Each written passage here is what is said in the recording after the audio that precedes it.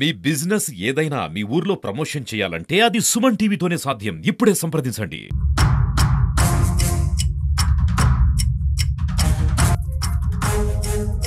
ఇది లేదు సార్, ఇది లేదు, మొత్తం ఘోరంగా అనిపించింది. నమస్తే, welcome to Suman TV Karimnagar. నేను మీ అనిల్. కరీంనగర్ జిల్లాలో దారుణ ఘటన చోటు చేసుకుంది. కరీంనగర్ జిల్లా మానకొండకు చెందినటువంటి సాయి కిరణ్ అన్న యువకుడు 2 నెలల కింద మానకొండలో అదృశ్యమై గత 3 రోజుల కింద ఆసిఫాబాద్ జిల్లా దహేగంలో వ్యవసాయ బావిలో శివమై తేలాడు. మానకొండకు చెందిన సాయి కిరణ్ కు ఆసిఫాబాద్ కు ఉన్న సంబంధం ఏంటి? వివరాల్లోకి వెళ్తే, మానకొండూరు మండల కేంద్రానికి చెందినటువంటి సాయి కిరణ్ అనే యువకుడు ఇదే గ్రామానికి చెందినటువంటి యువతి అనుషను ప్రేమించి పెళ్లి చేసుకున్నాడు. బతుకు తెరువు కోసం సిద్దిపేటకి వెళ్ళాడు. సిద్దిపేటలో ఒక పౌల్ట్రీ ఫామ్ లో చేరాడు. అక్కడ ఇద్దరు దంపతులు పౌల్ట్రీ ఫామ్ లో పనిచేస్తూ తన జీవితాన్ని కొనసాగించారు. అదే పౌల్ట్రీ ఫామ్ లో మరో కుటుంబం ఆసిఫాబాద్ జిల్లా దహేగాంకి చెందినటువంటి సునీత శ్రీనివాస్ అనే దంపతులు అదే పౌల్ట్రీ ఫామ్ లో పనిచేస్తున్నారు. సో ఒకే దగ్గర పనిచేస్తుండడంతో 2 కుటుంబాలు సహనీయంగా కలవడం జరిగింది.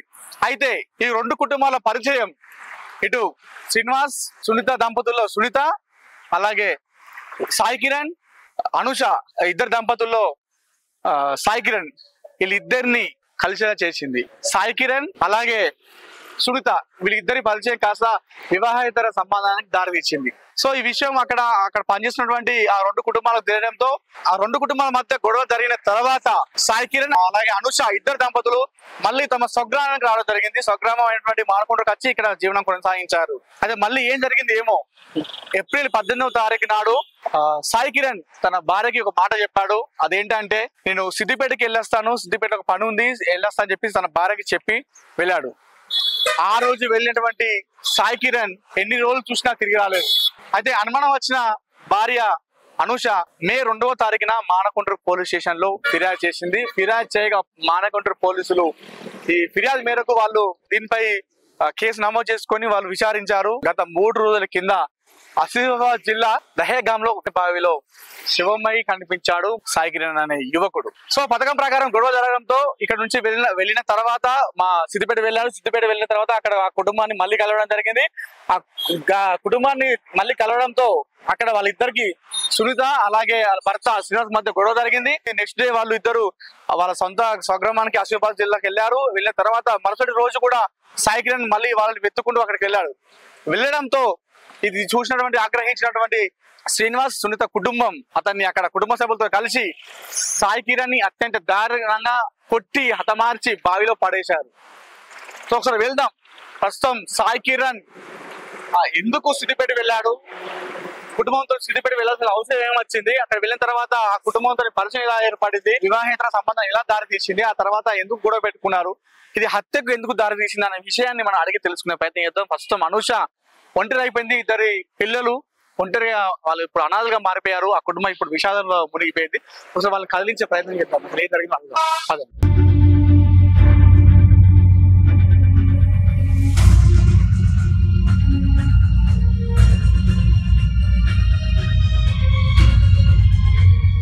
ఆసిఫాబాద్ జిల్లా దహేగంలో బావిలో శివమై తేలినటువంటి సాయి కిరణ్ అన్న యువకుడు ఇల్లు ఇదే. ప్రస్తుతం మనం మానకొండలో తన నివాసం వద్ద ఉన్నాము.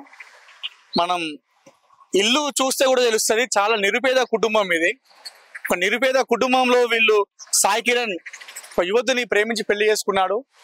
మనం ఇల్లు చూసుకుంటే తెలుసుకోవచ్చు, చాలా చిన్న ఇల్లు, ఒక నిరుపేద కుటుంబం. సో బతుకు తెరువు కోసం వాళ్ళు సిద్దిపేట జిల్లా ఒక పౌల్ట్రీ ఫామ్ లో పని కోసం వెళ్ళారు.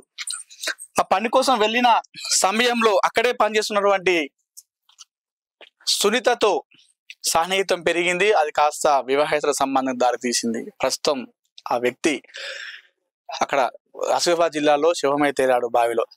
అసలు అది సాయి కిరణ్ పిలిపించుకున్నారా లేదా అతను వెళ్ళాడా, అసలు ఏందని మనం అడుగుదాం. ప్రస్తుతం ఆ కుటుంబ సభ్యులతో మాట్లాడే ప్రయత్నం. ప్రస్తుతం వాళ్ళ భార్య అనుష గారు మనతో ఉన్నారు. ఒంటరి అయిపోయారు, ఇప్పుడు అనాథలుగా మారిపోయారు 2 పిల్లలు. చాలా దీన స్థితిలో అనుష బాధపడుతున్న విజువల్స్ కూడా మనం చూసుకోవచ్చు. అమ్మ, ఈ సమయంలో మిమ్మల్ని పలకరించడం కరెక్ట్ కాదు, ఎందుకంటే మీ పిల్లలు 2 అనాథలు అయిపోయారు. వాళ్ళకి ఏదో సహాయం జరుగుతుంది అన్న ఉద్దేశంతో మీరు రావడం జరిగింది అమ్మా. అసలు ఏం జరిగింది ఆ రోజు అక్కడ వెళ్ళినప్పుడు? మీరు సిద్దిపేటకి వెళ్ళాల్సిన అవసరం ఏమొచ్చింది? మేము అక్కడ ఫస్ట్ లవ్ మ్యారేజ్ చేసుకున్నాక అక్కడికి వెళ్ళినాం సార్. 2016 లో వెళ్ళినాం. అప్పుడు ఒక 3 years దాకా మేము బాగానే ఉన్నాం. అప్పుడు నా పిల్లలు కూడా అక్కడనే డెలివరీ, అక్కడనే అన్ని మంచిగానే ఉంది, మా లైఫ్ మంచిగానే ఉంది. ఆమె ఎప్పుడు వచ్చిందో అప్పటి నుంచి మా మధ్యలో దూరం పెరుగుడు, కొట్లాటలు అవ్వడు, గొడవలు అవ్వడు మస్తు జరిగినాయి సార్. వాళ్ళు వీళ్ళు చెప్పంగా నేను చూడంగా కొన్ని ప్రూఫ్స్ ఉండి కనబడతాయి కదా, అట్లా కూడా మందలించిన రోజులు ఉన్నాయి. అక్కడ సార్ల వాళ్ళు కూడా చెప్పారు, బెదిరించారు, కానీ వినిపించుకోలేదు. సరే ఇక్కడ ఉంటే ఇదే పరిస్థితి ఉంటది అనేసి మేము ఇక్కడికి వచ్చేసినాం.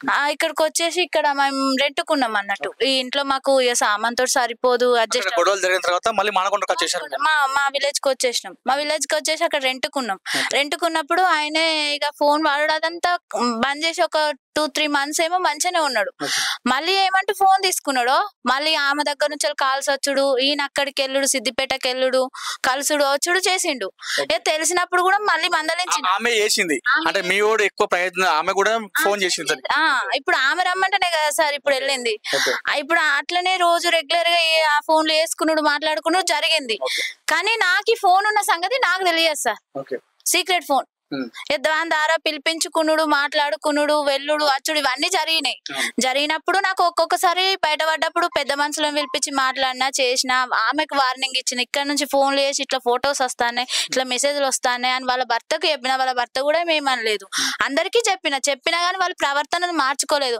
ఇంత చెప్పినా ఇంతమంది వింటలేరు. నేను నా పిల్లల కోసం మన గుండె ధైర్యం చేసుకొని వాళ్ళకు బుద్ధి తెలిసేదాకా ఎంతనే ఉండాలి. ఎంతైనా నన్ను వదిలేసిపోయే అంత సాహసం చేయడు కదా, ఎంతైనా కట్టుకున్న దానికి ఇచ్చిన ప్రిఫరెన్స్ ఉంచుకున్న వాళ్ళకు ఉండదు కదా. అట్లనే అనుకొని ఇవ్వలేకపోతే రేపైనా దూరం అయిపోతారు అన్నట్టు ఆలోచన చేసిన.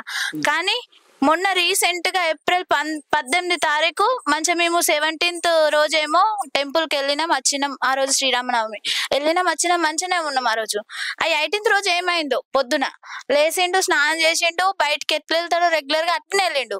ఆ రోజు అంతా ఇంటికి రాలేదు. ఇక నాకు మధ్యాహ్నం ఏమో 3 సార్, 3 నుంచి సిద్దిపేట నుంచి ఫోన్ చేసిండు. నేను ఇట్లా సిద్దిపేటకు వచ్చిన, సునీతకు నాకు గొడవ అయింది, మేము కొట్లాడుకున్నాం అనేసి చెప్పిండు. చెప్పేసరికి ఇక నువ్వు అక్కడికి మీరు నమ్మలేదు. ఫస్ట్ అక్కడికే ఎప్పుడు నాకు తెలిసి అయితే చెప్పలేదు. మీరు అట్లెట్లా పోయినావు అనేసి ఇక నేను కొంచెం బాధను పెంచుకున్నాం. ఇక నేను నమ్మలేదు. మళ్ళీ సరే నువ్వు ఇంటికి రా, వచ్చాయి, నువ్వు అయిపోయింది కదా అనేసి మాట్లాడినా. మళ్ళీ అక్కడ నుంచి ఇన్ఛార్జ్ ఫోన్ చేసిండు, మీ సాయి వచ్చేసిండు అక్కడికి అని ఫోన్ చేసిండు. అది నిజమేనా అంటే నిజమే అన్నాడు. ఇక అప్పటి నుంచి ఆయన ఫోన్ స్విచ్ ఆఫ్ సార్. మళ్ళీ 19 మళ్ళీ మార్నింగ్ చేసి ఇక నా కోసం ఎవరైనా నచ్చిరా అని అడిగిండు. ఎందుకు ఏమైంది అని అంటే చెప్పలేదు. ఎవరైనా నచ్చిరా ఫస్ట్ చెప్పు అన్నాడు. ఎవరు రాలేదు అన్నకి ఫోన్ కట్ చేసుకున్నా సార్. మళ్ళీ నేను రిటర్న్ కాల్ చేసిన, ఆన్సర్ లేదు సార్. ఇక అప్పుడు నుంచి స్విచ్ ఆఫ్ సార్. 19th రోజు పోయిండట సార్. అది అప్పుడు కూడా మాది రమ్మన్నట. ఇది కూడా సార్ వాళ్ళ దగ్గర కేసు పెట్టినాం. సార్ వాళ్ళు ఎంక్వైరీ చేసిరు. ఇక కాల్ డేటా ఇట్లా తీస్తా అంటే, ఆ రికార్డింగ్ ఇట్లా తీస్తా అంటే ఇవన్నీ బయటపడ్డాయి సార్. ఆమె రమ్మందంట. ఆమె రమ్మన్నాక ఈయన వెళ్ళినాక మళ్ళీ అక్కడ ఏం జరిగింది వీళ్ళ భర్తకు తెలిసిపోయింది కదా సార్. ఇక అక్కడ డిస్కషన్ ఏం జరిగిందో వాళ్ళ మధ్యన ఏం కొట్లాటలేనే ఏమో. ఇక మళ్ళీ ఫోన్ చేసి నువ్వు రాకు వద్దు అనేసి అది అన్నదంట. అంటే ఇప్పుడు ఎవరిదాకా రమ్మని నువ్వు ఇప్పుడు మళ్ళీ ఎట్లా వద్దంటావు అని అంటే చెప్పిందట. మా ఆయన ఆవేశం మీద ఉన్నాడు, ఏం జరుగుతుందో తెలియదు అని అంటే, ఏదేమైనా సరే నువ్వు నాతోటి వచ్చాయి, నువ్వు వాడిని చంపైనా సరే నేను చచ్చైనా సరే నేను తీసుకొని పోతా అనేసి మాట్లాడి వెళ్ళిపోయిండట. వెళ్ళిపోయినాక అక్కడ ఈమెం చేసి సరే అత్త అని మళ్ళీ ఫోన్ చేసిందట. సరే నువ్వు ఈ రూట్ నుంచి వెళ్ళరా, నేను ఆ రూట్ నుంచి వెళ్ళొస్తా అని చెప్పిందంట. సరే అని నమ్మి ఎప్పటిలెక్కనే నమ్మిపోయిండట సార్. ఇక పోయినాక చెట్టు సాటుకు తీసుకుపోయిందట సార్. అప్పుడు సాయంత్రం 19 సాయంత్రం 6 గంటలకేమో ఆ ప్రాంతం మొత్తం అడివే సార్. అసలు అక్కడ మనుషులు కూడా లేరు. అక్కడ తీసుకెళ్ళిందట. ఫస్ట్ వాళ్ళు అక్కడ ఉన్నారట సార్, చెట్టు వెనకాల. ఆయనతో తీసుకెళ్ళిందట. వాళ్ళకి అప్ప చెప్పిందట సార్. మస్తు కొట్టిరట, మస్తు టార్చర్ చేసిరట సార్. ఆయనతో చంపి ఒక కవర్ లో మూట కట్టి బాయిల పడేసిరు సార్. ఇది మాకు మొన్న 4 days బ్యాక్ తెలిసింది. అక్కడ ఇట్లా డెడ్ బాడీ ఉంది అనేసి. ఆ డెడ్ బాడీ ఆయనది కావద్దనే అనుకున్నా సార్. కానీ నేను పోయేసరికి అక్కడ డెడ్ బాడీ కూడా మేము చూసుకునేందుకు కూడా లేదు. అన్ని బోన్సే సార్. మొత్తం విచిత్రంగా చంపారు వాళ్ళను. అసలు ఎట్లా చేతులు వచ్చినాయి కూడా తెలియదు సార్. ఇప్పుడు సార్ వాళ్ళే మాకు ఇంత ఎత్తనని ఏదన్నా దొరికింది, లేకపోతే అక్కడ ఇసొంటి దొరకను కూడా దొరికాయట సార్. ఆ ఊరు వాళ్ళు కూడా చెప్తారు. ఇప్పుడు నాకేంటి పెద్ద దిక్కే లేదు సార్. నా పిల్లల పరిస్థితి ఏంది సార్? మేము ఎట్లా బతకాలి సార్? మాకే ఆధారం లేదు, ఈ ఇల్లు తప్ప. ఈ ఇల్లు కూడా ఇప్పుడు అప్పుడు అన్నట్టుంది. మాకు గవర్నమెంట్ తరపున ఏదన్నా హెల్ప్ చేయాలి సార్, దానికి మాత్రం శిక్ష పడాలి. ఎందుకంటే ఇవాళ నా పిల్లలు అయిపోయారు, రేపు ఇంకెవరిని ఎత్తదు. అంత ధైర్యం వచ్చేస్తుంది, ఇక బయటకు వచ్చినాక ఆమెకు ధైర్యం వస్తుంది కదా. అప్పుడే నన్ను ఎవరు ఏం చేయలేదు, ఇప్పుడు ఏం చేస్తారు అన్నట్టు అట్లా కూడా పోతుంది. ఇంతకు తెగించిన వాళ్ళు రేపు ఇంకోని ఏరని గ్యారెంటీ ఏముంది? నా పిల్లల్ని ఆదుకోరు సార్, నన్ను ఆదుకోరు సార్, నాకు ఏదన్నా సహాయం చేయరు సార్. గవర్నమెంట్ తరపున సహాయం చేసి దానికి శిక్ష పడేటట్టు చూడరు సార్. అది మాత్రం బయటికి వెళ్ళదు సార్. నా పిల్లలు చంటి పిల్లలు. అప్పటికైనా నేను దాన్ని మస్తు వేడుకున్నా సార్, ఫోన్లు చేసి నాకు చంటి పిల్లలు ఉన్నారు, నీ దగ్గరకు వస్తారు, పంపి ఎక్కడున్నారు మరి చెప్పు, నేను తీసుకొచ్చుకుంటా అని కూడా అడిగిన సార్. కాళ్ళు పట్టుకుంటా అని కూడా బతిలానా సార్. అది కొంచెమన్నా కనికరించలేదు సార్ మమ్మల్ని. ఇది మొత్తానికైతే పథకం ప్రకారమే సాయి కిరణ్ ను అక్కడ పిలిపించుకొని ముందే అక్కడ రెక్కి నిర్వహించి కుటుంబ సభ్యులతో కలిసి సాయి కిరణ్ అక్కడ హతమార్చారంటూ సాయి కిరణ్ భార్య అనూష ఆవేదన వ్యక్తం చేస్తున్నారు. ఇద్దరు పిల్లలు అనాథలు అయిపోయినా, ఎవరో చేసిన తప్పుకి నేను బలైపోయినట్టుగా అనూష తన ఉదయం ద్రవింపు చేసే మాటలు మాట్లాడింది. ఒకసారి సాయి కిరణ్ అమ్మతో మాట్లాడిద్దా, అమ్మ తల్లి కన్నగుంటే ఇంత దారుణంగా వెలిపిస్తుంది, అసలు ఎలా ఉండేవాడు సాయి కిరణ్, ఎందుకు అలా జరిగింది? అమ్మ చెప్పండి అమ్మ, మీకు పోయేటప్పుడు ఏమని చెప్పిండే? నేను లేను సార్, నేను ఊరికి పోయినా సారు, నాకేం తెలియదు. నేను ఊరికి పోయినా, నేను వచ్చే వరకే పోయిందని అంటారు సార్. నేను 4 రోజులు ఆ ఊరికి పోయి చెల్లి వాళ్ళ ఇంటికి పోయినా, నేను నాకు వచ్చే వరకే పోయింది అని అంటారు. అంతే, నాకేం తెలుసు సార్. వచ్చే వరకు ఈ కథ అయింది. ఇది చూసుకోవచ్చు, ఇంట్లో మొత్తం విషయాచాలనుకున్నా ఎవరిని అందించినా కూడా ఆవేదన తప్ప వేరే మాటలు రావట్లేదు. వాళ్ళు చేసిన తప్పుకి కుటుంబం అంతా ఇప్పుడు బాధపడాల్సిన సిచ్యుయేషన్ ఉంది. 2 చిన్నపిల్లలు, 2 అమ్మ నాన్న ముసలి వాళ్ళు. అనుష ఇప్పుడు ఒంటరి అయిపోయింది మహిళ. తండ్రి ఉన్నాడు ఇక్కడ, తండ్రితో మాట్లాడతాం. చెప్పండి బాబు, అసలు ఏమైంది, ఎట్లా ఉండేవాడు సాయి కిరణ్, ఎందుకు ఇలా జరిగింది? తెల్లారి ఇప్పుడు చెప్పినట్టు లేచిండట, స్నానం చేసిండట, వెళ్ళిపోయినాడు. గురువారం నాడు ఇక ఇక్కడ ఉండవచ్చు అని మా కోళ్ళు అనుకున్నది, ఇక మాకు తెలియదు. బేస్తారం అయిపోయింది అన్నాడు, ఇంటికి రాలేదు, మా దగ్గర రాలే. శుక్రవారం నాడు 19 నాడు అదే విషయం మాకు తెలియదు. అప్పటిదాకా ఇక్కడ రాలే, నాగరి రాలే. తర్వాత అక్కడ సూపర్వైజర్ అనగా ఫోన్ చేసి సిద్దిపేట కాడ లొల్లి పెట్టుకున్న చిన్న విషయం తినని చెప్తే బెస్ట్ గురువారం నాడు వినాక మామయ్య గిట్లా ఆడ లొల్లి చేసినాడ వాళ్ళతో అని మా కోడలు ఫోన్ చేసి చెప్పింది నాకు. అన్నాడు అక్కడికి కింది రాలే వెళ్ళంటే నరేందర్ బాగా చెప్పిండు, ఇట్లా ఫోన్ చేసి వాళ్ళ మీద లొల్లి చేసినాడు అని. సరే బిడ్డ నాన్న ఇక లేడు విన అట్లా కథం స్టేజ్ కాడ అంటారు, 2 గంటల కనిపించలేదు అన్నారు. ఆ రోజు పెయిండు, ఇక లేదు. 5-6 రోజులు చూసినాం, ఎక్కడ ఉంటే అత్తడు కదా అనుకున్నాం. మామయ్య కరిమేర ఉండదు అనుకున్నాం, గిట్లా అనుకోలే. అక్కడికి పోయింది, దాన్ని పిలిపించారని. తర్వాత పోలీస్ కంప్లైంట్ చేయమంటే చేసినాం, మిస్సింగ్ కేసు బుక్ అయింది. 5-6 రోజులు చూసినాం, ఇక మరి 5 రోజులే అది ఇచ్చినాం. ఫోటో ఇమ్మటి ఇచ్చినాక చేసినాక సి అయింది. మా 5 పోయినాం, మా వార్డ్ మెంబర్ అని పే చేసినాక సరే బాబు మేము చేస్తాం, ఎంక్వైరీ చేస్తాం అని సార్ చెప్పిండు. ఇక పోతున్నాం వస్తున్నాం టౌన్కు. 2 నెలలు గడిచింది దగ్గర. తర్వాత ఏమైనా సరే బాబు మా ప్రయత్నం చేస్తున్నాం, డాటా తీసిన ఫోన్ అదే వాళ్ళు ఏమైనా సిగరెట్ అన్నారు. వాళ్ళ నెంబర్ ఇచ్చిన వాళ్ళు భార్య భర్తది నెంబర్తో ఫోన్ చేసింది, మా కోడ చేసి మేము ఇప్పుడు చెప్పలే, చెప్పమ్మా వచ్చిన మాకేం ఏర్పాటు మాకు తెలియదు, మా ఎందుకు అత్తాడు మమ్మల్ని పెడితే మా ఇంటికి మేము వెళ్ళొచ్చినాం, మేము ఇల్లు కట్టుకుంటున్నాం మా అమ్మ బాలు అని చెప్పేసారు. అంతే, అదే మాట.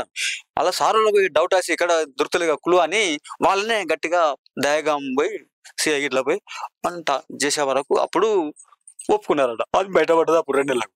మేమే చంపినాం, తీసుకుపోయి పిలిపించి 4 కలిసి అక్కడ చంపినాం. వాళ్ళ బాయిలో పడేసినాం. ఇది లేదు సార్, ఇది లేదు, మొత్తం ఘోరంగా చంపేసారు. తాగిపిసి చంపేసినాం అన్నారు. ఓకే మాకు టార్చర్ పెడతాను చంపేసినాం లేదు అన్నారు. ఎట్లా బాబు, ఒక్క కొడుకు వెళ్ళిపోయిండు, మీరు పెద్దవాళ్ళు అయిపోయారు, కోడలు 2 పిల్లలు మాకున్నది గిదే. దయచేసి ఆధారం చూపించాలి. మాకు ఏం లేదు, అంత ఉన్నోళ్ళం కాదు, చేసుకుంటే తిన్నట్టు.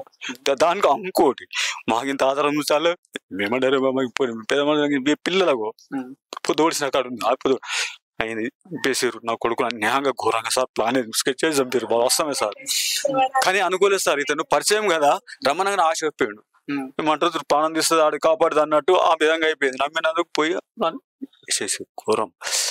ఇంకా 4 రోజులు బొక్క దొరకపోతారు, వాళ్ళు దొరకపోతే లైఫ్ వాళ్ళు అంటారు అంటే కామన్ అంటారు ఆ ఏరియానట. మన మాట కాదు, మన్ను కాదు, అట్లా విధంగా చంపేసారు సార్. పగ పెట్టుకొని కావాలని ఆధారం పిల్లలకు దృష్టిలో పెట్టుకుని సార్ మాకు ఏం లేదు అంత డేంజర్ అయినప్పుడు అక్కడ ఏం తీసుకోరా సార్? ఇవాళ నా భర్తకు జరిగినట్టు అక్కడ ఎంత మంది బలైపోతారు సార్? ఆ ఊరు అన్నప్పుడు అక్కడ పోలీస్ వాళ్ళు ఏం చేస్తారు సార్?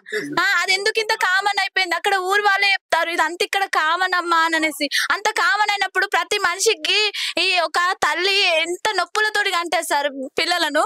కన్నప్పుడు ఒక మనిషిని చంపుతా అంటే వాళ్ళకి ఆ చేతులు ఎట్లా వస్తాయి? చూసే వాళ్ళు ఎట్లా చూస్తారు సార్? ఒక మనిషిని కనాలంటే ఎంత కష్టపడి కంటాను. దేవుడు అడిగినా గానీ ఒక్కొక్కరికి ఇస్తలేరు, ఒక్కొక్కరు డబ్బులు పెట్టి మరి పిల్లలను అంటారు. అసంటప్పుడు తల్లిదండ్రులకు, కట్టుకున్న భార్యకు, పిల్లలకు ఎందుకు ఇసంటి శిక్షలు సార్? అప్పుడు సార్ ఆ పోలీస్ వాళ్ళు ఏం చేస్తారు? అక్కడ ఎమ్మెల్యే ఎంపీలు వీళ్ళందరూ ఏం చేస్తారు సార్? కామన్ అంట సార్ అక్కడ. నాకన్నా నా భర్త బోన్స్ దొరికినాయి కానీ ఒక్కొక్కరికి అసలు ఆచూకీ కూడా తెలుస్తలేదట. అక్కడ ఏదన్నట్టు యాక్షన్ తీసుకోవాలి సార్, శిక్షలు పడాలి వాళ్ళకు. ఒక్కసారి పడితేనే ఇంకోసారి ఇసొంటి సాహసాలు చేయరు. 4 ఏళ్ల కింద సిద్దిపేటలో సునీతతో పరిచయం ఏర్పడినటువంటి సాయి కిరణ్ 4 రోజుల కింద ఆసిఫాబాద్ జిల్లాలో ఒక వ్యవసాయ బావిలో శవమై తేలాడు. దీనికి అంతటి కారణం వివాహేతర సంబంధం కావడమే. సాయి కిరణ్ ఆ రోజు వెళ్ళి 18వ తారీఖు నాడు వెళ్ళినటువంటి మనిషి 4 రోజుల కింద శవమై తేలాడు. ప్రస్తుతం ఆ కుటుంబం దీన స్థితిలో ఉంది. కుటుంబాన్ని పెద్ద దిక్కు కోల్పోయి కుటుంబం అంతా పుట్టడు దుఃఖంలో మునిగిపోయారు. పిల్లలు, చిన్న పిల్లలు అనాథలైపోయారు. 2 వృద్ధులైనటువంటి తల్లిదండ్రులు ఉన్నారు. మహిళ అనూష ఒంటరి అయిపోయింది. పథకం ప్రకారమే సాయి కిరణ్ అక్కడ పిలిపించుకొని అతన్ని దారుణంగా హింసించి కొట్టి చంపేసి వ్యవసాయ బావిలో పడేసినట్టుగా మనకు ఇక్కడ తెలుస్తుంది. దీనికి అంతటి కారణం వివాహేతర సంబంధం. ప్రస్తుతం మానకొండలో ఉన్నటువంటి సాయి కిరణ్ కుటుంబం వాళ్ళకి ఏం లేదు, చూసుకోవచ్చు. ఇది ఉన్నది ఇది ఒక్కటే ఇల్లు మాత్రం వాళ్ళకి దిక్కు. 2 చిన్న పిల్లలు అనాథలు అయిపోయారు. కుటుంబం అంతా పెద్ద దిక్కు కోల్పోయి అనాథలు అయిపోయింది. వాళ్ళు ప్రస్తుతం ఆర్థిక పరిస్థితులతో వాళ్ళు కొట్టుమిట్టాడుతున్న పరిస్థితి ఉంది. ఎవరైనా దాతలు కానీ ప్రభుత్వం కానీ ముందుకు వచ్చి తమకు ఏదైనా తోచిన సహాయం చేస్తే ఆ కుటుంబం తినడానికి ఏదైనా బుక్కెడు అన్నం దొరుకుతుందేమో అని వాళ్ళు ఆశిస్తున్నారు. దయచేసి ఎవరైనా నా సహాయం చేసే వాళ్ళు ఉంటే వీళ్ళు సంప్రదించండి. మానకొండ్ర వీళ్ళకి సంబంధించినటువంటి వివరాలు మనం కింద డిస్క్రిప్షన్ లో అందిస్తాము. మొత్తానికి అయితే ఒక వివాహేతర సంబంధం 2 కుటుంబాలని చిన్న భిన్నం చేసింది. ఒక కుటుంబం అనాథలుగా చేసింది. తస్మాత్ జాగ్రత్త. ఇలాంటి వివాహేతర సంబంధం పెట్టుకుని కుటుంబంలో తెలియకుండా మెయింటైన్ చేస్తే సాయి కిరణ్ లాగానే ఎవరికి తెలియకుండా ఒక అనాథలాగా ఎక్కడో తెలియని ఒక అడవి ప్రాంతంలో శివమై తేలాల్సిన పరిస్థితి ఏర్పడుతుంది. Camera person Boddula Prashanth, Anil, Suman TV, Manakonda నుండి.